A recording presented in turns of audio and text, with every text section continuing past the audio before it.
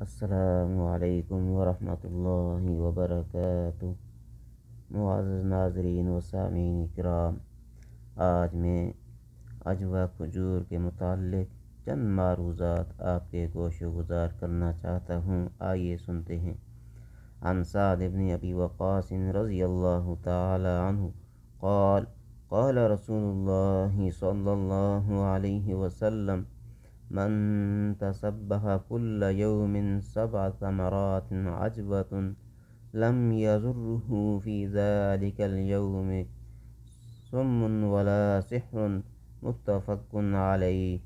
سیدنا سعد بن ابی وقاص رضی اللہ تعالی عنہ کہتے ہیں کہ رسول اللہ صلی اللہ علیہ وسلم نے فرمایا، جو شخص ہر روز صبح کے وقت 7 اجوا کھجوریں کھا لیا کرے، اس دن اسے زہر اور جادو ضرر نہ پہنچا سکے گا۔